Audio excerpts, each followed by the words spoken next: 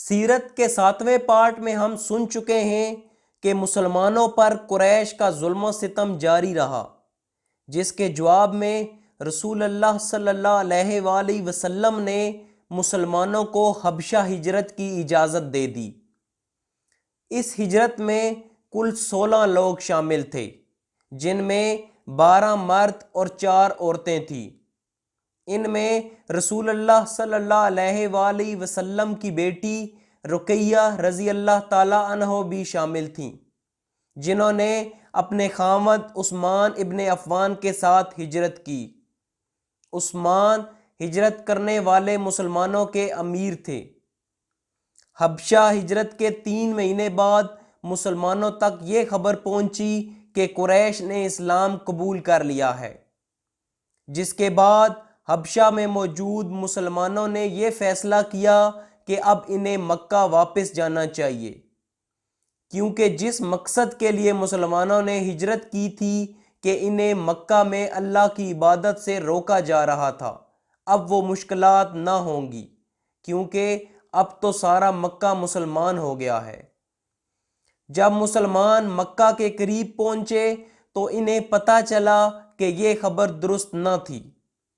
مسلمانوں کو ویسے ہی ظلم و زیادتی کا نشانہ بنایا جا رہا تھا، جس کے بعد کچھ مسلمانوں نے وہیں سے حبشہ واپس جانے کا فیصلہ کیا، جبکہ کچھ مکہ کے کسی نہ کسی فرد کی امان لے کر واپس آ گئے۔ حبشہ سے واپس آنے پر مسلمانوں کو پہلے سے زیادہ زیادتی کا نشانہ بنایا جانے لگا۔ اس دوران جو لوگ حبشہ سے واپس آئے تھے، انہوں نے ساتھیوں کو بتایا کہ حبشہ میں انہیں مکمل مذہبی آزادی حاصل تھی اور ان کا احترام کیا جاتا تھا۔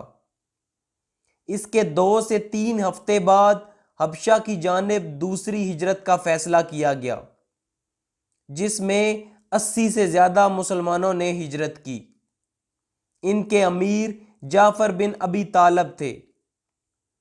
قریش نے جب یہ دیکھا کہ مکہ سے بہت بڑی تعداد حبشہ ہجرت کر کے گئی ہے، جو ان کے لیے باعث شرمندگی تھی، اس کے ساتھ ساتھ مسلمانوں کو وہاں کافی عزت دی جا رہی تھی، جو خبریں مکہ تک پہنچ رہی تھیں۔ قریش نے 2 افراد عمر ابن عاص اور عبداللہ بن ربیعہ حبشہ بھیجے تاکہ وہ حبشہ کے بادشاہ نجاشی سے بات کر کے مسلمانوں کو واپس لا سکیں۔ عمر ابن عاص اور ان کے ساتھی کی کئی کوششوں کے باوجود نجاشی، جو کہ عادل بادشاہ تھا، مسلمانوں کو ان کے حوالے کرنے پر رضامند نہ ہوا۔ جعفر بن ابی طالب نے مسلمانوں کا نقطہ نظر نجاشی کے دربار میں بیان کیا، جس سے وہ کافی متاثر ہوا۔ عمر ابن عاص اور عبداللہ بن ربیعہ کو خالی ہاتھ مکہ لوٹنا پڑا اور مسلمان چین سے وہاں رہتے رہے۔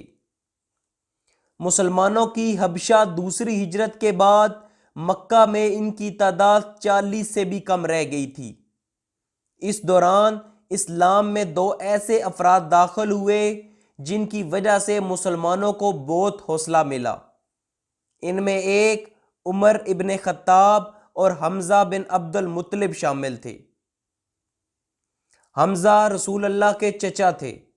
ان کے اسلام قبول کرنے کا واقعہ بہت عجیب تھا۔ روایات میں ہے کہ حمزہ معروف تیر انداز اور شکاری تھے۔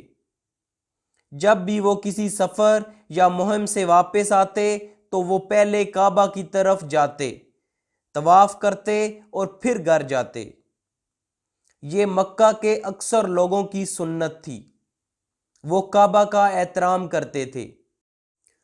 حمزہ ان میں سے ایک مہم پر مکہ سے باہر تھے اور حضرت محمد صلی اللہ علیہ وآلہ وسلم مکہ میں تھے۔ ابو جہل صفا پہاڑ کے قریب رسول اللہ سے ملا۔ ابو جہل اس دن غصے میں تھا۔ اس نے رسول اللہ پر لعن طعن شروع کر دی۔ اس نے محمد صلی اللہ علیہ وآلہ وسلم کو برا بھلا کہا اور ان کے آباء و اجداد کو بھی برا بھلا کہا۔ رسول اللہ خاموش رہے۔ ابو جہل کے اس تکبرانہ رویے پر ایک لفظ تک نہ کہا۔ بالآخر ابو جہل تھک گیا اور اپنے رستے چلا گیا۔ اس دوران بنی ہاشم کی ایک عورت نے دیکھا کہ ابو جہل کس طرح برے طریقے سے محمد صلی اللہ علیہ وآلہ وسلم اور ان کے باپ دادا پر لعن طعن کر رہا ہے۔ اس پر انہوں نے بہت بے عزتی محسوس کی۔ ابو جہل بنو مخزوم سے جبکہ رسول اللہ بنو ہاشم سے تھے۔ یہ دونوں قبیلے ویسے بھی حریف تھے۔ بنی ہاشم کی عورت کو بہت غصہ آیا کہ یہ کیوں ان کے باپ دادا کو برا بھلا کہہ رہا ہے اور ان کے قبیلے کے فرد پر لعن طعن کر رہا ہے۔ اس دوران بنو ہاشم کا کوئی مرد ارد گرد موجود نہ تھا۔ جب حمزہ واپس آئے تو بنو ہاشم کی کچھ عورتوں نے ان کو سارا ماجرا سنایا کہ ابو جہل نے آج کیسا سلوک محمد صلی اللہ علیہ وآلہ وسلم کے ساتھ کیا ہے، اور کہا کہ کس قسم کے چچا ہیں آپ کہ آپ کا بھتیجا اس سلوک کا شکار ہوا اور اس کی مدد کے لیے کوئی نہ آیا۔ یہ بنو ہاشم کی عزت کا سوال ہے۔ کیسے بنو مخزوم کا آدمی ہمارے قبیلے کے رکن کی ایسے حد تک کر سکتا ہے؟ جب یہ تمام باتیں عورتوں نے حمزہ کو بتائیں تو ان کا خون کھول گیا۔ جب انہیں بتایا گیا کہ تمام مکہ نے یہ واقعہ دیکھا ہے تو وہ غصے کی حالت میں سیدھے ابو جہل کی طرف چل پڑے۔ ان کے شکار کا سامان، تیر اور کمان ان کے پاس ہی تھا۔ ابو جہل کے پاس جا کر حمزہ نے کمان اس کے منہ پر ماری، جس سے ابو جہل کے منہ سے خون نکل آیا۔ حمزہ نے کہا، تمہاری ہمت کیسے ہوئی میرے بھتیجے پر لعن طعن کرنے کی؟ اس کے بعد حمزہ نے بغیر سوچے سمجھے غصے کی حالت میں کہا کہ میں بھی محمد کے دین پر ہوں۔ یہ الفاظ نہ صرف لوگوں کو بلکہ حمزہ کو بھی حیران کر گئے، کیونکہ یہ انہوں نے غصے کی حالت میں کہے تھے، لیکن یہ الفاظ بہت بڑے تھے۔ حمزہ مضبوط اور تگڑے تھے۔ جب انہوں نے ابو جہل کو کمان ماری تو ابو جہل نیچے گر گیا۔ بنو مخزوم کے لوگوں نے یہ دیکھا تو وہ ابو جہل کو بچانے کے لیے کھڑے ہوئے۔ ابو جہل نے کہا، چھوڑ دو، واللہ آج میں نے حمزہ کے بھتیجے پر اتنی لعن طعن کی کہ جیسے پہلے کبھی نہ کی۔ مطلب کہ چھوڑ دو، حمزہ غصے میں ہے۔ اس کے بعد حمزہ الجھے ہوئے گھر آئے کہ اب میں کیا کروں گا۔ ان کا اسلام قبول کرنے کا ارادہ نہ تھا، لیکن اب یہ بڑی بات انہوں نے کہہ دی تھی، جس سے پیچھے ہٹنا ان کے وقار کے منافی تھا۔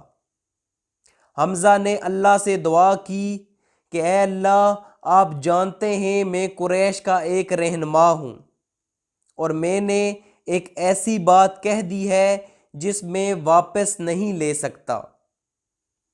یہ میرے لیے باعث شرمندگی ہوگا۔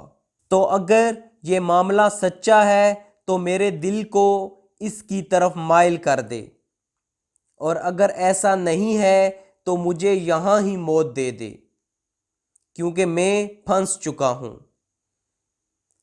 میں نے کہہ دیا ہے کہ میں نے اسلام قبول کر لیا ہے، لیکن میں اس پر یقین نہیں کرتا۔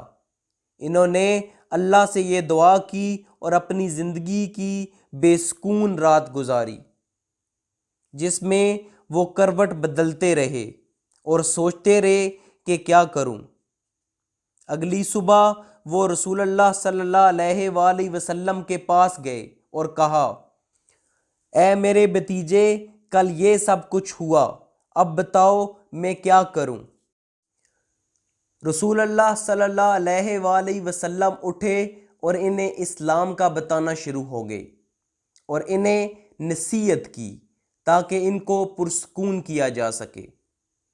بالآخر اس بات چیت کے بعد حمزہ نے کہا میں گواہی دیتا ہوں کہ آپ سچے آدمی ہیں، آپ سچ کہہ رہے ہیں۔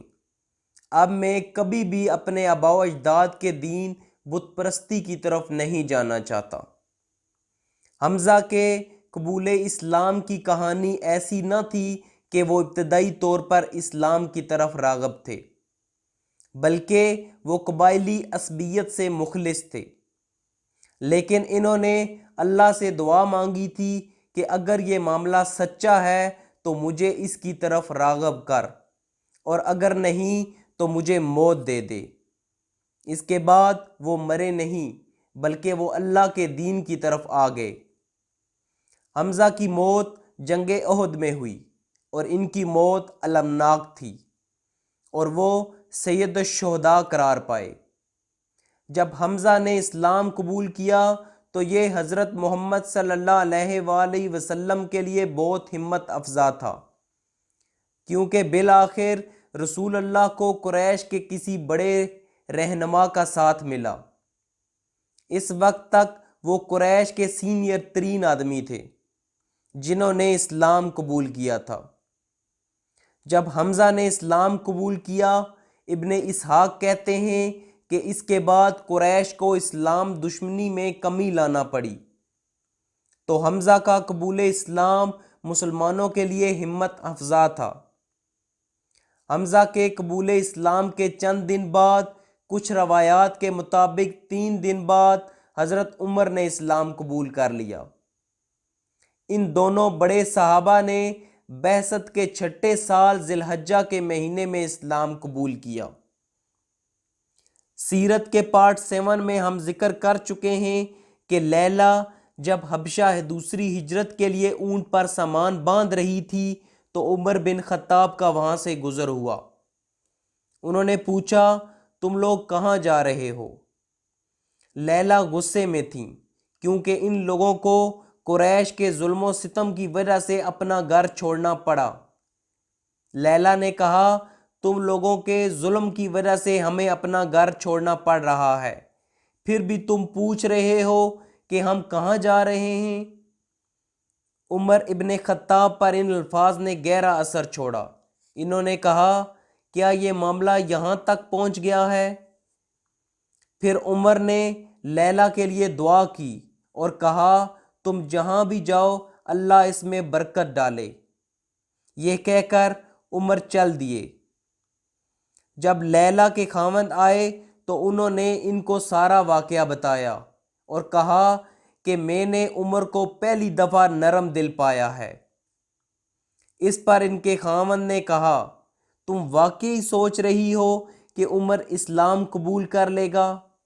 واللہ اس کے والد کے گھر کے گدھے عمر سے پہلے اسلام قبول کر لیں گے۔ یہ لیلہ کے خاوند عامر ابن ربیعہ کا خیال تھا، جنہیں نہیں معلوم تھا کہ رسول اللہ صلی اللہ علیہ وآلہ وسلم نے اللہ سے دعا کی ہے۔ یہ دعا سنن الترمذی میں ہے۔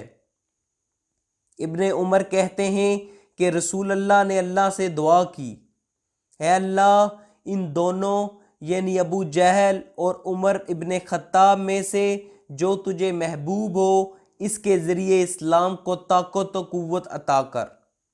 اور یہ دونوں آدمی اسلام کے بدترین دشمن تھے۔ یہ دونوں جسمانی اور نسب کے لحاظ سے سب سے طاقتور تھے۔ ابن عمر کہتے ہیں کہ عمر دونوں میں سے اللہ کو زیادہ محبوب ہیں۔ یہ ظاہر کرتا ہے کہ ہدایت صرف اللہ کی طرف سے ہے۔ ان دونوں اشخاص کے بارے میں کوئی سوچ بھی نہ سکتا تھا کہ ان میں کوئی اسلام قبول کر لے گا۔ اللہ نے عمر کے دل کو اسلام کی طرف مائل کیا۔ ہمیں کسی کے بارے میں بھی نا امید نہیں ہونا چاہیے۔ اللہ جانتا ہے کہ کس کے دل میں اچھائی ہے۔ یہ حدیث ایک اور بات ظاہر کرتی ہے کہ وہ لوگ جو طاقتور ہوتے ہیں اور جن کا اثر و رسوخ زیادہ ہوتا ہے، ان کی بات اور عمل کا لوگوں پر زیادہ اثر ہوتا ہے۔ اسی لیے رسول اللہ صلی اللہ علیہ وآلہ وسلم نے خصوصی طور پر ان دونوں اشخاص کے لیے دعا کی۔ اللہ نے عمر کو ہدایت دی اور انہوں نے اسلام قبول کر لیا۔ عمر رضی اللہ تعالیٰ عنہ کا قبول اسلام مسلمانوں کے لیے بہت حوصلہ افزا تھا۔ جب عمر بستر مرگ پر تھے تو ابن مسعود نے کہا، ہم عمر کے قبول اسلام سے لے کر اب تک عزت میں رہے۔ عمر کے دور خلافت میں اسلام اپنے عروج پر تھا۔ سیاسی طاقت کے لحاظ سے اس میں کوئی شک نہیں کہ عمر کے دور خلافت میں جو جنگیں جیتی گئیں، جن میں قادسیہ اور یرموک سر فہرست ہیں، ان فتوحات نے مسلمانوں کو اپنے عروج پر پہنچا دیا۔ ابن مسعود کہتے ہیں کہ ہم حرم میں عبادت نہ کر سکتے تھے، حتیٰ کہ جب عمر نے اسلام قبول کیا تو اس دن ہم نے حرم میں عبادت کی۔ روایت میں ہے کہ العباس نے عمر سے پوچھا کہ آپ کو الفاروق کا خطاب کیسے ملا؟ الفاروق کا مطلب ہے جو حق اور باطل کو الگ کرے۔ عمر نے جواب دیا، جس دن میں نے اسلام قبول کیا تمام مسلمانوں نے کعبے کی طرف پہلی دفعہ مارچ کیا۔ مارچ کرنے والے مسلمان دو صفوں میں تھے، ایک کی سربراہی میں کر رہا تھا اور دوسرے کی سربراہی حمزہ کر رہے تھے۔ ہم نے کعبہ کی طرف مارچ کیا اور پہلی دفعہ حرم میں مسلمانوں نے کھلے عام باجماعت نماز ادا کی۔ اس وقت رسول اللہ نے کہا، تم عمر الفاروق ہو، تم نے حق کو واضح کر دیا۔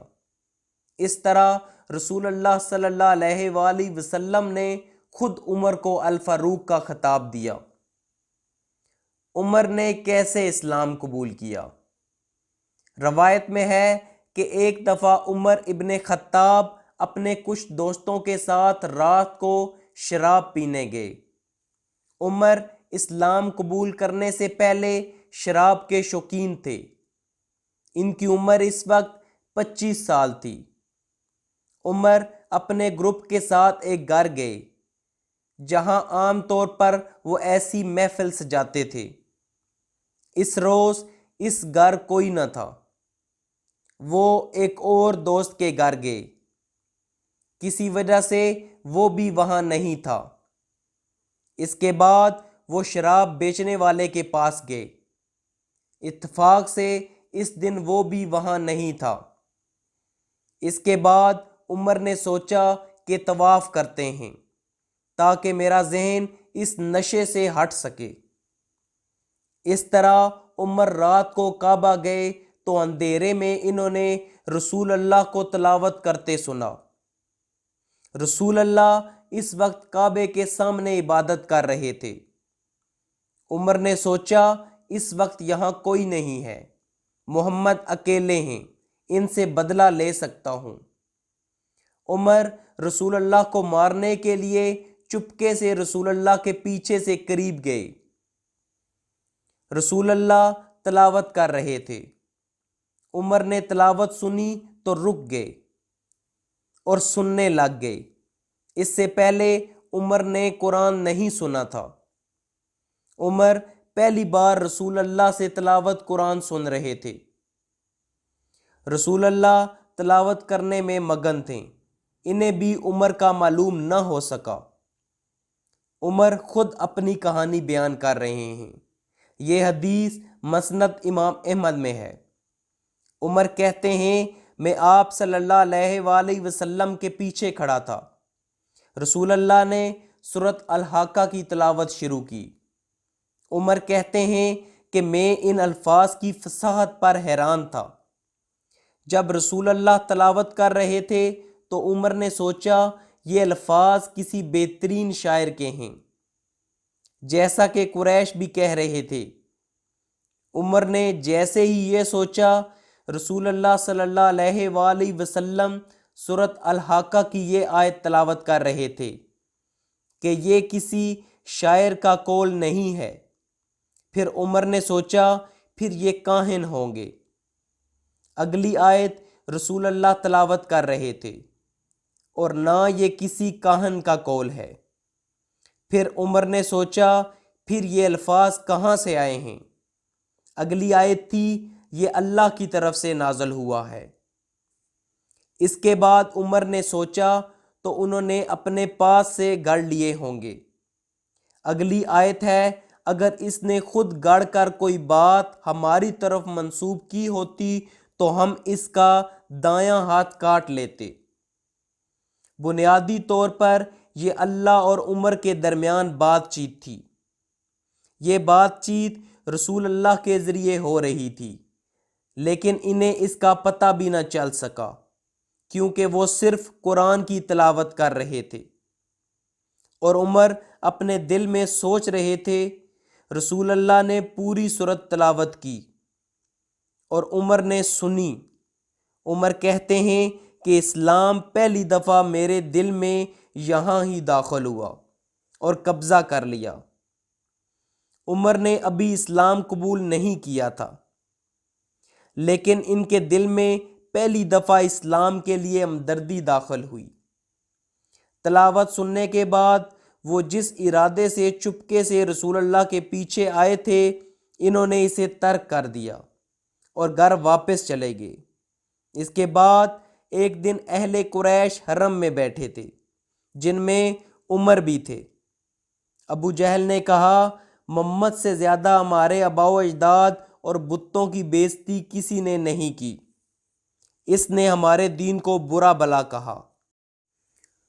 اس نے کہا جو بتوں کی پوجا کرتا ہے وہ جہنم میں جائے گا۔ اس کا مطلب ہے وہ ہمارے باپ دادا کا مذاق اڑا رہا ہے۔ کون بالآخر اس شخص سے ہماری جان چھڑائے گا؟ ابو جہل نے کہا واللہ جو بھی اس میں کامیاب ہوگا میں اسے 100 اونٹ دوں گا، کالے یا براؤن، یہ اس کا انتخاب ہوگا۔ یہ دونوں رنگوں کے مہنگے ترین اونٹ ہوتے ہیں۔ اس کے ساتھ ساتھ ابو جہل نے کہا میں سلور کے 100 اوقیہ بھی دوں گا۔ عمر کے دل میں لالچ آ گئی اور سوچا کہ میں یہ کام کر کے انعام حاصل کرتا ہوں۔ وہ واپس گھر گئے، اپنی تلوار لی اور ننگی تلوار لے کر چل پڑے۔ ابن اسحاق کے مطابق عمر کو راستے میں مختلف چیزوں نے روکا۔ انہوں نے شاعری اور فصاحت سے بھرپور عربی میں کچھ سنا جو انہیں بتا رہا تھا کہ تم کیا کر رہے ہو؟ وہ آدمی صرف لا الہ الا اللہ کہہ رہا ہے۔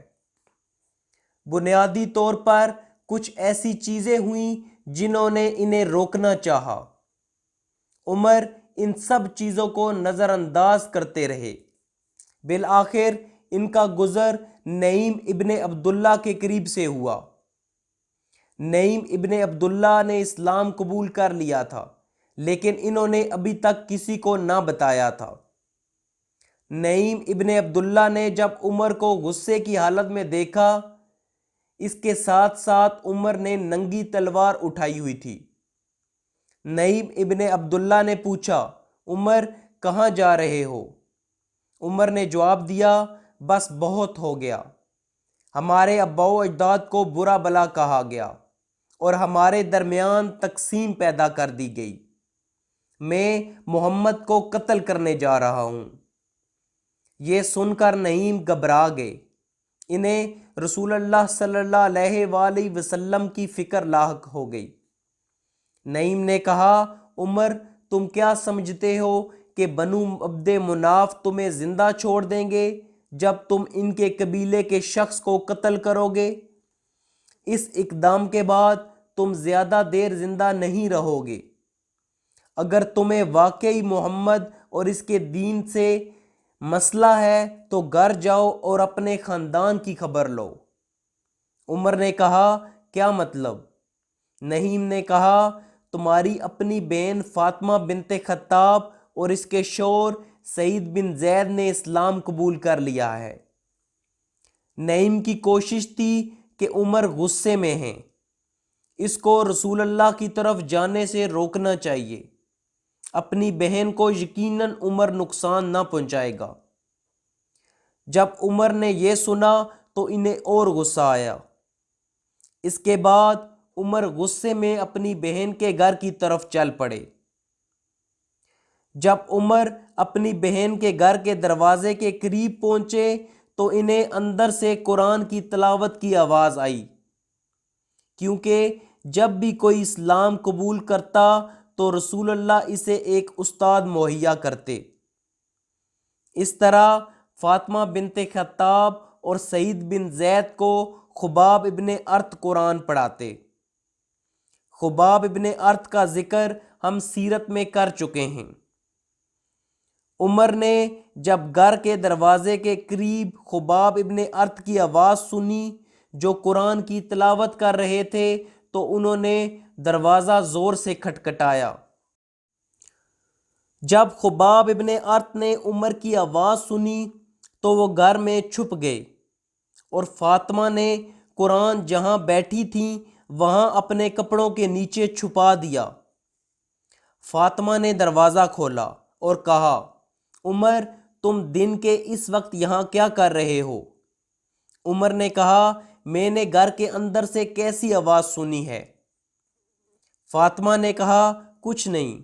عمر نے کہا، اللہ کے لیے میں جانتا ہوں، میں نے جو سنا ہے مجھے پتہ لگ گیا ہے کہ تم دونوں نے اسلام قبول کر لیا ہے۔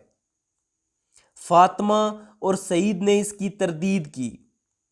عمر نے اپنے بہنوئی سعید بن زید کو مکہ مارنے کی کوشش کی۔ اس دوران فاطمہ نے عمر کو روکنے کے لیے آگے آئیں۔ اس طرح سعید کے بجائے فاطمہ کے اونٹ پر مکہ لگ گیا۔ مکہ لگنے سے فاطمہ کا خون نکلنے لگا۔ جب یہ ہوا تو دونوں غصے میں ہو گئے۔ فاطمہ نے کہا، ہاں ہم نے اسلام قبول کر لیا ہے، تم نے جو کرنا ہے کر لو، ہم رسول اللہ پر ایمان لاتے ہیں۔ جب عمر نے اپنی بہن کا خون دیکھا اور دونوں کی ہمت اور ایمانداری دیکھی تو ان کا دل نرم پڑ گیا۔ ہم متعدد بار دیکھ چکے ہیں عمر کی سخت سائیڈ کے ساتھ ساتھ نرم سائیڈ بھی تھی۔ عمر نے کہا، مجھے دیکھنے دو، تم لوگ کیا پڑھ رہے تھے؟ فاطمہ عمر کو قرآن نہیں دینا چاہتی تھیں کیونکہ انہیں خدشہ تھا کہ عمر قرآن کی بے حرمتی نہ کر دیں۔ عمر نے کہا، میں وعدہ کرتا ہوں کہ میں صرف یہ پڑھوں گا۔ عمر مکہ کے ان چند افراد میں شامل تھے جو لکھنا پڑھنا جانتے تھے۔ فاطمہ نے کہا، تم مشرک اور کافر ہو، تم بغیر غسل قرآن کو ہاتھ نہیں لگا سکتے۔ یہ ظاہر کرتا ہے کہ اسلام کے ابتدا میں ہی لوگ جانتے تھے کہ قرآن خاص کتاب ہے، اسے ہاتھ لگانے کے لیے بھی وضو کرنا چاہیے۔ عمر نے غسل کیا اور واپس آئے۔ عمر نے سورۃ طٰہٰ پڑھی اور اسلام ان کے دل میں اتر گیا۔ عمر جانتے تھے کہ یہ سچا دین ہے۔ خباب ابن ارت عمر کے یہ الفاظ سن کر باہر آ گئے۔ عمر نے سعید سے کہا، رسول اللہ اس وقت کہاں ہیں؟ سعید نے دیکھ لیا تھا کہ عمر کا چہرہ تبدیل ہو چکا ہے اور وہ اسلام قبول کرنا چاہتے ہیں۔ سعید نے کہا، رسول اللہ اس وقت دار ارقم میں ہیں۔ یہ کفار میں کوئی نہیں جانتا تھا، ٹاپ سیکرٹ تھا۔ عمر ابن خطاب دار ارقم کی طرف چل پڑے۔ ابھی تک تلوار ان کے ہاتھ میں تھی۔ عمر الارقم کے گھر گئے اور دروازے پر دستک دی۔ ایک صحابی اٹھے، دروازے کی طرف گئے۔ انہوں نے دروازے کے سوراخ سے دیکھا کہ عمر تلوار کے ساتھ دروازے پر موجود ہیں۔ وہ واپس کانپتے ہوئے آئے اور کہا، یا رسول اللہ، عمر ابن خطاب ہاتھ میں تلوار لیے باہر موجود ہیں۔ حمزہ جنہوں نے چند دن پہلے اسلام قبول کیا تھا، وہ بھی رسول اللہ کے ساتھ وہاں موجود تھے۔ حمزہ نے کہا عمر کو آنے دو، اگر وہ خیر کی نیت سے آیا ہے تو اسے ہم خیر عطا کریں گے، اور اگر کوئی برا ارادہ لے کر آیا ہے تو ہم اسی کی تلوار سے اس کا کام تمام کر دیں گے۔ کچھ صحابہ دروازے کی طرف گئے، دروازہ کھولا اور عمر کو پکڑ کر رسول اللہ کے پاس لے آئے۔ عمر رسول اللہ کے سامنے بیٹھ کے، ابن اسحاق کہتے ہیں کہ رسول اللہ نے عمر کو کالر سے اپنے قریب کھینچا اور کہا، ہے ابن خطاب، تم یہاں کیا کر رہے ہو؟ تم یہاں کیوں آئے ہو؟ رسول اللہ نے کہا، عمر کیا تم اس وقت تک باز نہیں آؤ گے جب تک اللہ تم پر بھی ویسی ہی ذلت و رسوائی اور عبرت ناک سزا نازل نہ فرما دے جیسے ولید بن مغیرہ پر نازل ہو چکی ہے۔ اس وقت عمر نے کہا، یا رسول اللہ، میں اسلام قبول کرنے آیا ہوں، اللہ اور اس کے رسول پر ایمان لاتا ہوں اور سچ کی گواہی دیتا ہوں۔ یہاں رسول اللہ نے خود اتنے زور سے اللہ اکبر کہا کہ ارقم کے گھر میں موجود سب لوگ جان گئے کہ عمر اسلام قبول کر چکے ہیں۔ اس وقت عمر کے قبول اسلام کے بعد مسلمان پہلی دفعہ مارچ کر کے کعبہ کے پاس گئے اور وہاں باجماعت نماز پڑھی۔ روایت میں ہے اس وقت تقریباً وہاں 40 لوگ موجود تھے۔ حمزہ اور عمر ان لوگوں کی قیادت کر رہے تھے کیونکہ ان کو روکنے کے لیے کسی کی جرأت نہ تھی۔ ابن اسحاق نے اپنی سند سے حضرت عمر رضی اللہ تعالیٰ عنہ کا بیان روایت کیا ہے کہ جب میں مسلمان ہوا تو میں نے سوچا کہ مکے کا کون شخص رسول اللہ کا سب سے بڑا اور سخت ترین دشمن ہے۔ پھر میں نے جی میں کہا یہ ابو جہل ہے۔ اس کے بعد میں نے اس کے گھر جا کر اس کا دروازہ کھٹکھٹایا۔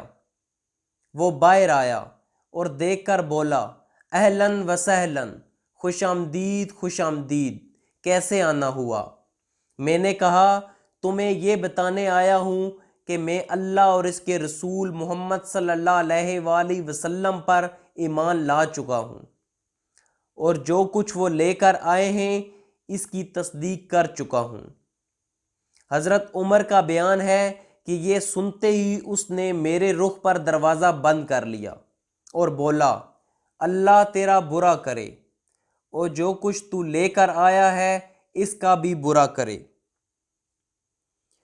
یہ عمر رضی اللہ تعالیٰ عنہ کی بہادری ظاہر کرتا ہے کہ وہ اسلام کے سب سے بدترین دشمن کے پاس گئے اور اسے اپنے قبول اسلام کی خبر دی۔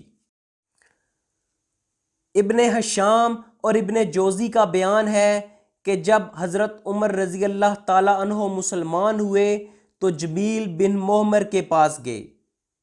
یہ شخص کسی بات کا ڈول پیٹنے میں پورے قریش کے اندر سب سے زیادہ ممتاز تھا۔ عمر نے اسے بتایا کہ وہ مسلمان ہو گئے ہیں۔ اس نے سنتے ہی نہایت بلند آواز سے چیخ کر کہا کہ خطاب کا بیٹا بے دین ہو گیا ہے۔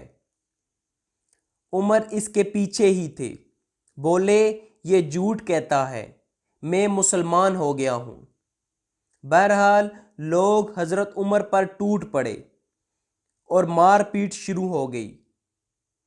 لوگ عمر کو مار رہے تھے اور عمر لوگوں کو مار رہے تھے، یہاں تک کہ سورج سر پر آ گیا اور عمر تھک کر بیٹھ گئے۔ لوگ سر پر سوار تھے۔ عمر نے کہا، جو بن پڑے کر لو، خدا کی قسم اگر ہم لوگ 300 کی تعداد میں ہوتے تو پھر مکے میں یا تم ہی رہتے یا ہم ہی رہتے۔ اس کے بعد قریش نے اس ارادے سے حضرت عمر کے گھر پر حلہ بول دیا کہ انہیں جان سے مار ڈالیں گے۔ چنانچہ صحیح بخاری میں ابن عمر سے مروی ہے کہ عمر خوف کی حالت میں گھر کے اندر تھے کہ اس دوران عاص بن وائل سہمی آ گیا۔ یہ عمر ابن عاص کے والد تھے۔ ان کا تعلق قبیلہ سہم سے تھا اور یہ قبیلہ جہلیت میں ہمارا حلیف تھا۔ اس نے پوچھا کیا بات ہے؟ عمر نے کہا میں مسلمان ہو گیا ہوں، اس لیے آپ کی قوم مجھے قتل کرنا چاہتی ہے۔ عاص نے کہا یہ ممکن نہیں۔ عاص کی یہ بات سن کر مجھے اطمینان ہو گیا۔ اس کے بعد عاص وہاں سے نکلا اور لوگوں سے ملا۔ اس وقت حالت یہ تھی کہ لوگوں کی بھیڑ سے وادی کھچا کھچ بھری ہوئی تھی۔ عاص ابن وائل نے پوچھا کہاں کا ارادہ ہے؟ لوگوں نے کہا یہی خطاب کا بیٹا مطلوب ہے جو بے دین ہو گیا ہے۔ عاص ابن وائل نے کہا اس کی طرف کوئی راہ نہیں۔ یہ سنتے ہی لوگ واپس چلے گئے۔ حضرت صہیب بن سنان رومی رضی اللہ تعالیٰ عنہ کا بیان ہے کہ حضرت عمر جب مسلمان ہوئے تو اسلام پردے سے باہر آیا۔ اس کی اعلانیہ دعوت دی گئی۔ ہم حلقے لگا کر بیت اللہ کے گرد بیٹھے، بیت اللہ کا طواف کیا اور جس نے ہم پر سختی کی اس سے انتقام لیا اور اس کے بعض مظالم کا جواب دیا۔ عمر ابن خطاب کی اور بھی بہت سی فضیلتیں ہیں۔ بخاری میں حدیث ہے رسول اللہ نے کہا تم سے پہلی امتوں میں محدث ہوا کرتے تھے، اگر میری امت میں کوئی محدث ہے تو وہ عمر ہے۔ عمر رضی اللہ تعالیٰ عنہ کی خلافت میں اسلام 4 گنا پھیل گیا۔ ابو بکر نے جزیرہ نما عرب کو محفوظ کر کے اسلام کو بچایا، جبکہ عمر نے اسلام کو پھیلایا اور ان کی خلافت میں اسلام 4 گنا ہو گیا۔ اور عثمان ابن عفان کے پہلے 6 سال عمر کی پالیسیوں کا تسلسل تھا۔ حمزہ اور عمر رضی اللہ تعالیٰ عنہ کے قبول اسلام نے قریش کو خطرات سے دوچار کر دیا۔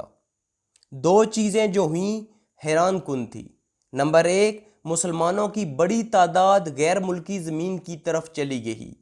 قریش کے لیے یہ باعث شرمندگی تھا اور خطرناک بھی، کیونکہ قریش کو نہیں معلوم تھا کہ وہ حبشہ کیا کر رہے ہیں، وہ ان کی نظروں سے دور تھے۔ نمبر 2، قریش کے 2 اہم ترین اشخاص نے اسلام قبول کر لیا تھا۔ ان 2 چیزوں نے قریش کو اکٹھے ہو کر آئندہ کا لایا عمل طے کرنے پر مجبور کر دیا۔ کہا جاتا ہے کہ بعثت کے 7ویں سال قریش کے تمام قبائل اکٹھے ہوئے اور بات چیت کی کہ کیا کرنے کی ضرورت ہے، حتیٰ کہ انہوں نے فیصلہ کیا کہ ہمیں محمد کو قتل کر دینا چاہیے۔ انہوں نے سوچا کہ ہم یہ اقدام کیسے کر سکتے ہیں، کیونکہ بنی ہاشم محمد کو ہمارے حوالے نہیں کریں گے، تو انہوں نے کہا ہم منہ مانگی قیمت انہیں ادا کریں گے اور یہ بھی کہیں گے کہ ہم میں سے کوئی قبیلہ محمد کو قتل نہیں کرے گا، بلکہ ہم کسی اور قبیلے سے اجرتی قاتل لے کر آئیں گے جو یہ اقدام کرے گا، لیکن انہیں محمد کو ہمارے حوالے کرنا ہوگا۔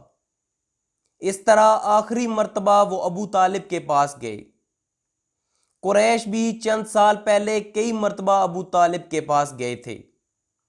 ایک مرتبہ پھر وہ ایک وفد کی صورت میں ابو طالب کے پاس گئے اور ان سے کہا کہ آپ کے پاس اس کے علاوہ کوئی چارہ نہیں ہے کہ یا تو آپ محمد کو ہمارے حوالے کریں اور ہم اسے قریش کے بجائے کسی اور قبیلے سے قتل کروا دیں اور آپ کو منہ مانگا خون بہا ادا کریں، یا ہمیں آپ کو قریش سے الگ کرنا ہوگا۔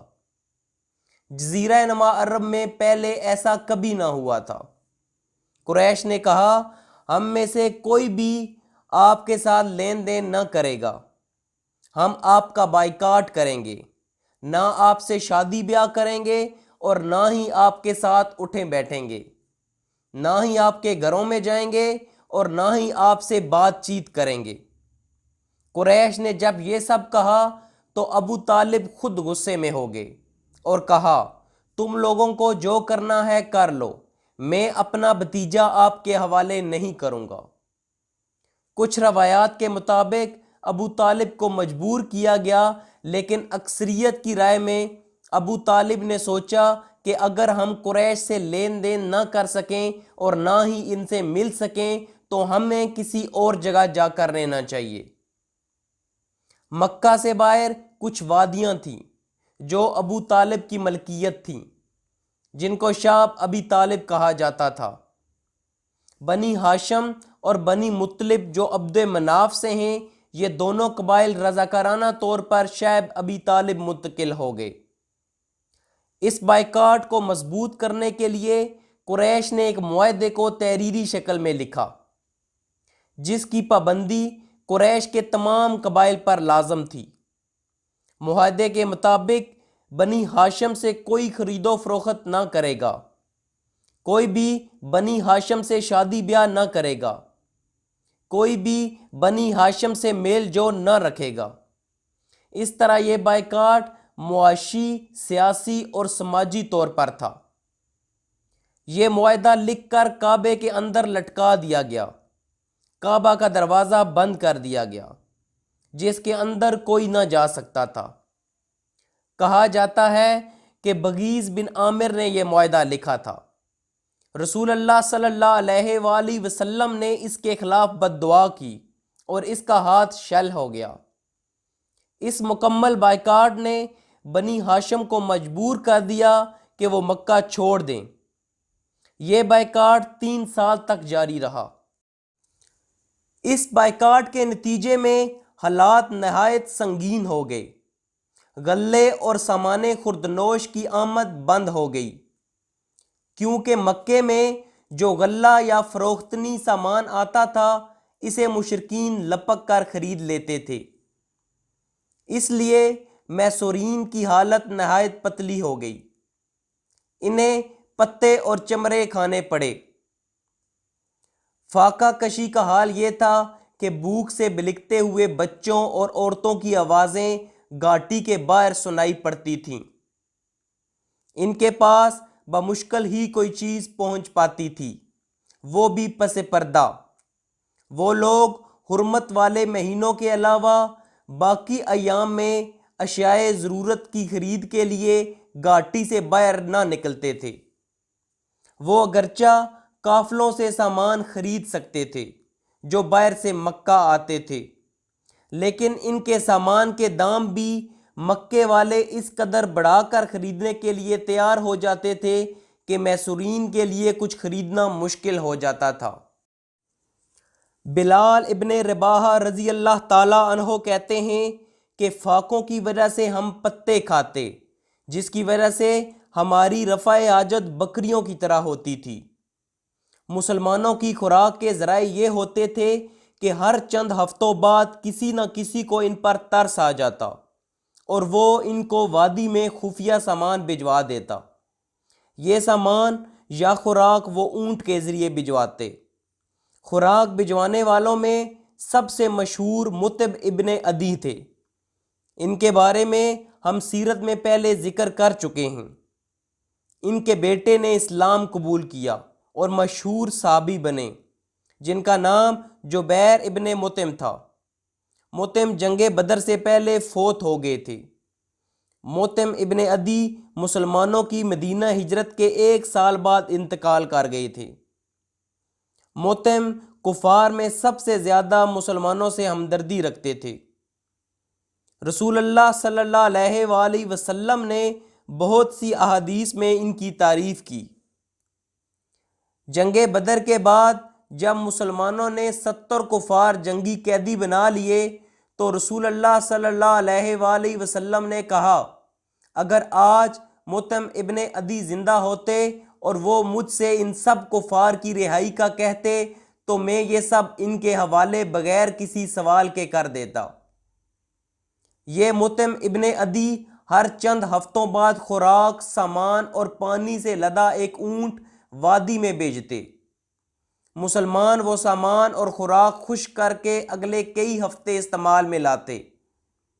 کہا جاتا ہے کہ کئی اور لوگ بھی قریش سے ایسے تھے جو مسلمانوں کی طرف کھانے پینے کا سامان بھجواتے تھے۔ ان میں سے ایک حکیم ابن حزام تھے جو خدیجہ رضی اللہ تعالیٰ عنہا کے بھتیجے تھے۔ انہوں نے بعد میں اسلام قبول کر لیا تھا اور مشہور صحابی بنے۔ حکیم ابن حزام بھی کبھی کبھار خفیہ طور پر مسلمانوں کے لیے ضروریات کی اشیاء بیچتے تھے۔ ان 3 سالوں میں میسوری کے باوجود رسول اللہ صلی اللہ علیہ وآلہ وسلم اور دوسرے مسلمان حج کے ایام میں باہر نکلتے تھے اور حج کے لیے آنے والوں سے مل کر انہیں اسلام کی دعوت دیتے تھے۔ قریش کے بائیکاٹ کے بعد بنی ہاشم اور بنی مطلب کے سارے افراد، خواہ وہ مسلمان ہوں یا غیر مسلم، سمٹ کر شیب ابی طالب چلے گئے تھے سوائے ابو لہب کے۔ ابو لہب نے کہا میرا اس سے کوئی تعلق نہیں۔ اس نے قریش کا ساتھ دیا اور بزدلی دکھائی۔ قریش کے اس بائیکاٹ کا خاتمہ کیسے ہوا؟ جیسا کہ ہم ذکر کر چکے ہیں کہ یہ بائیکاٹ 3 سال جاری رہا۔ بائیکاٹ کے خاتمے کے متعلق سیرت کی کتابوں میں مختلف واقعات کا تذکرہ ہے۔ پہلا یہ کہ رسول اللہ صلی اللہ علیہ وآلہ وسلم نے قریش کے لیے بد دعا کی کہ اے اللہ قریش پر ایسا قحط بھیج جو یوسف علیہ السلام کی قوم پر آیا تھا۔ اس طرح اہل مکہ کے لیے قحط اتنا سخت تھا کہ انہیں مرے ہوئے جانوروں کی لاشوں کو کھانا پڑا، کچھ کھانے کو نہ تھا۔ جب قریش پر یہ قحط آیا تو انہیں پتہ لگ گیا تھا کہ یہ محمد کی بد دعا کا نتیجہ ہے، اس لیے انہوں نے کچھ پیغامات رسول اللہ صلی اللہ علیہ وآلہ وسلم کی طرف بھیجے تاکہ کوئی مفاہمت ہو سکے۔ دوسرا واقعہ یہ تھا کہ قریش کے کچھ لوگ جن کا دل بنی ہاشم کے لیے نرم تھا، انہوں نے فیصلہ کیا کہ اس معاہدے کو توڑنے کے لیے کچھ کرنا چاہیے۔ ان میں ایک ہشام ابن عمر تھے۔ یہ بھی بائیکاٹ کے دنوں میں بنی ہاشم کو خفیہ طور پر کھانے پینے کا سامان بھجوایا کرتے تھے۔ ہشام ابن عمر رسول اللہ صلی اللہ علیہ وآلہ وسلم کے پھوپھی زاد بھائی تھے۔ یہ عاتقہ کے بیٹے تھے۔ ہشام ابن عمر نے اپنے دوست زہیر ابن ابی امامہ کو بلایا اور سوچا کہ ہمیں اس بائیکاٹ کے خاتمے کے لیے کیا کرنا چاہیے۔ تو یہ اس نتیجے پر پہنچے کہ سب سے پہلے جو بھی ان کی طرح بنی ہاشم اور بنی مطلب سے ہمدردی رکھتے ہیں ان کو اکٹھا کرنا چاہیے۔ اس طرح انہوں نے جس شخص کو سب سے پہلے دعوت دی وہ مطعم ابن عدی تھے۔ ابو البختری، ابن ہشام اور 3 سے 4 مزید افراد انہوں نے اپنے ساتھ ملائے جن کے بارے میں وہ جانتے تھے کہ یہ بائیکاٹ کو پسند نہیں کرتے۔ اکٹھے ہو کر انہوں نے سوچ وچار کی، جس کے بعد زہیر نے کہا میرے پاس ایک منصوبہ ہے۔ کل جب سب لوگ دارالندوہ میں بیٹھے ہوں گے تو ہم اس منصوبے پر عمل درآمد کریں گے۔ دارالندوہ ہم پہلے بھی ذکر کر چکے ہیں کہ ایک قریش کی پارلیمنٹ تھی جس میں تمام فیصلے ہوتے تھے۔ اگلے دن وہ سب کعبہ گئے اور جو جہاں بیٹھتا تھا عام طور پر وہاں بیٹھ گیا۔ اس دوران زہیر اٹھا اور کہا ہم کب تک اپنے رشتہ داروں کو ایسے بھوک اور پیاس سے مرتا دیکھتے رہیں گے؟ یہ بہت برا کام ہے جو ہم نے کیا ہے۔ زہیر کا نسب کے لحاظ سے رسول اللہ سے دور کا رشتہ تھا، اس لیے ان پر کوئی شک نہ کر سکتا تھا کہ یہ اپنے قبیلے کے شخص کی حمایت میں کھڑا ہوا ہے۔ جب زہیر نے ایسا کہا تو ابو جہل غصے میں بولا تم کون ہوتے ہو ایسا کہنے والے؟ ہم سب اس معاہدے پر رضامند ہوئے تھے۔ جب ابو جہل نے یہ کہا تو منصوبے کے مطابق ہشام ابن عمر کھڑے ہوئے اور کہا نہیں، ہم اس پر رضامند نہیں تھے، بالکل تم راضی تھے، یہ تمہارا کیا درا ہے۔ ابو جہل نے کہا ہماری میٹنگ ہوئی تھی اور ہم سب نے اس معاہدے کو تسلیم کیا تھا۔ اتنے میں مطعم ابن عدی کھڑے ہوئے اور کہا نہیں، ہم نے یہ نہیں کیا بلکہ تم نے ہم پر اپنا فیصلہ تھوپا تھا۔ اتنے میں چوتھا شخص ابو البختری کھڑا ہوا اور باری باری اور لوگ بھی کھڑے ہوئے اور ابو جہل کے خلاف بات کی۔ ابو جہل کی حمایت میں اس سطح پر کوئی نہ آیا، کیونکہ ابو جہل اسلام دشمنی میں ہر حد پار کر چکا تھا۔ ابو جہل کو محسوس ہوا کہ کچھ تو غلط ہے، جو لوگ ایک کے بعد ایک اٹھ کر اچانک سے اس معاہدے کے خلاف بول رہے ہیں۔ ابو جہل نے کہا، واللہ یہ کوئی منصوبہ ہے جو تم لوگوں نے رات کے اندھیرے میں بنایا ہے۔ ابو جہل کی یہ بات درست تھی، کیونکہ یہ سب منصوبے کے تحت ہی ہو رہا تھا، لیکن ہشام ابن عمر اور ان کے ساتھیوں نے اس کی تردید کی۔ لیکن لگ رہا تھا کہ لوگوں کی رائے میں تبدیلی آئی تھی، جس میں ان کی ہمدردی بنی ہاشم کی طرف آ گئی تھی۔ بالآخر ایک اور واقعہ ہوا جس نے ہواؤں کا رخ موڑ دیا۔ ایک دن شیب ابی طالب کی وادی میں رسول اللہ صلی اللہ علیہ وآلہ وسلم ابو طالب کے پاس گئے اور کہا، اے میرے چچا، اللہ نے مجھے بتایا ہے کہ معاہدہ جو لکھ کر قریش نے کعبہ میں لٹکا دیا تھا، اس کو چمٹیوں نے کھا لیا ہے اور صرف اللہ عز و جل کا ذکر باقی چھوڑا ہے۔ کعبہ بند تھا اور وہ معاہدہ ایک کپڑے کے اندر بند تھا۔ جب رسول اللہ صلی اللہ علیہ وآلہ وسلم نے یہ کہا تو ابو طالب نے کہا، آپ کے خدا نے یہ بتایا ہے؟ رسول اللہ نے کہا، جی ہاں، مجھے اللہ نے بتایا ہے۔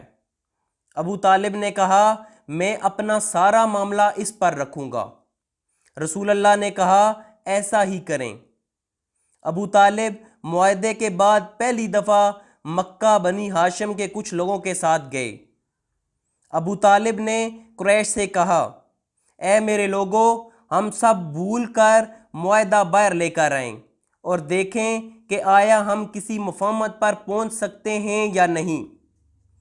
اس پر قریش خوش ہوئے کہ شاید ابو طالب محمد کو ہمارے حوالے کرنے پر رضامند ہو جائیں گے۔ جب معاہدہ باہر نکالا گیا جو ایک کپڑے میں بند تھا، اب ابو طالب نے کہا، میرے بھتیجے نے مجھے بتایا ہے کہ اس کے خدا نے اسے بتایا ہے کہ معاہدہ اب وجود میں نہیں ہے، چمٹیوں نے اسے کھا لیا ہے اور صرف اللہ عز و جل کا ذکر چھوڑا ہے۔ تو میرا آپ سے چیلنج ہے کہ اگر ایسا ہوا تو ہمیں واپس مکہ آنے دیا جائے، اگر نہیں تو میں محمد کو اسی وقت آپ کے حوالے کر دوں گا۔ اب جو تم کرنا چاہتے ہو کر لو۔ ابو طالب نے سارا معاملہ رسول اللہ کی بات پر رکھ دیا۔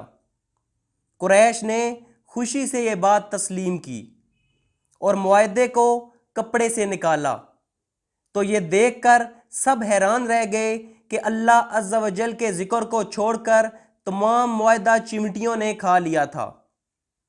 اس پر قریش میں شدید غصہ پایا گیا۔ انہوں نے کہا کہ یہ جادو ہے جو محمد نے کیا ہے، لیکن اس کے علاوہ وہ کچھ نہ کر سکتے تھے، کیونکہ انہوں نے معاہدہ نکالنے سے پہلے وعدہ کیا تھا۔ یہ معاہدہ ختم ہو گیا۔ رسول اللہ صلی اللہ علیہ وآلہ وسلم اور بقیہ تمام حضرات شیب ابی طالب سے نکل آئے اور مشرکین نے آپ کی نبوت کی ایک اور نشانی دیکھی، لیکن ان کا رویہ وہی رہا جس کا ذکر اس آیت میں ہے۔ اگر وہ کوئی نشانی دیکھتے ہیں تو رخ پھیر لیتے ہیں اور کہتے ہیں کہ یہ تو چلتا پھرتا جادو ہے۔ اس بائیکاٹ کے دوران ابو طالب نے بہت فصیح عربی میں شاعری لکھی، جس کو ابو طالب کا لامیہ کہتے ہیں، کیونکہ اس کی ہر آیت لام پر ختم ہوتی ہے۔ اس شاعری میں ابو طالب نے بائیکاٹ کے دوران قریش کی زیادتیوں کا ذکر کیا۔ یہ شاعری 100 سے زیادہ لائنوں پر مشتمل تھی۔ بائیکاٹ سے یہ ظاہر ہوتا ہے کہ بنی ہاشم اور بنی مطلب میں صلہ رحمی کے رشتے کا کس حد تک پاس تھا، حتیٰ کہ وہ لوگ جو غیر مسلم تھے انہوں نے بھی اس موقع پر قرابت داری کے رشتوں کا لحاظ کرتے ہوئے مکہ چھوڑ دیا کہ انہیں اور ان کے قبیلے سے اس طرح کا سلوک کیوں ہو رہا ہے۔ ابو طالب جو مسلمان نہ تھے وہ بھی 3 سال تک سختیاں برداشت کرتے رہے، لیکن قریش کے سامنے نہ سر جھکایا اور نہ ہی ان کے مطالبات مانے۔ یہ دعوت کی حکمت تھی کہ وہ لوگ کہ جن کے دل میں مسلمانوں کے لیے نرمی ہے اور جو سچ کے لیے کھڑے ہوئے ہیں ان سے فائدہ اٹھایا جائے۔ قریش میں بھی چند افراد ایسے تھے جو مسلمانوں کی مدد کرنا چاہتے تھے۔ رسول اللہ صلی اللہ علیہ وآلہ وسلم نے ان سے فائدہ اٹھایا۔ ہر معاشرے اور دین میں کچھ لوگ اچھے اور کچھ برے ہوتے ہیں، اور ہمیں اچھے لوگوں سے خیر ضرور حاصل کرنی چاہیے، جو رسول اللہ صلی اللہ علیہ وآلہ وسلم نے کیا۔ قریش میں بھی اچھے لوگ تھے جو حق کے ساتھ کھڑے ہوئے، حالانکہ وہ بتوں کی پجاری تھے۔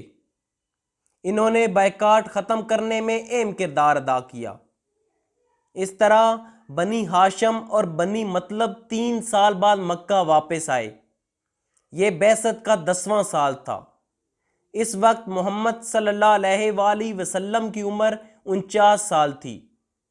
اس وقت رسول اللہ کی زندگی میں سب سے مشکل وقت آیا، جب آگے جا کر سیرت میں ہم سنیں گے کہ ابو طالب کی موت کے بعد آپ صلی اللہ علیہ وآلہ وسلم کی زوجہ خدیجہ رضی اللہ تعالی عنہا کا انتقال ہوا، اور اس کے ساتھ ہی طائف کا واقعہ پیش آیا۔ ایک کے بعد ایک حادثہ پیش آیا۔ یہ سیرت میں رسول اللہ صلی اللہ علیہ وآلہ وسلم کی زندگی کا سب سے مشکل اور کٹھن وقت تھا۔ یہ واقعات مدینہ ہجرت کا پیش خیمہ تھے۔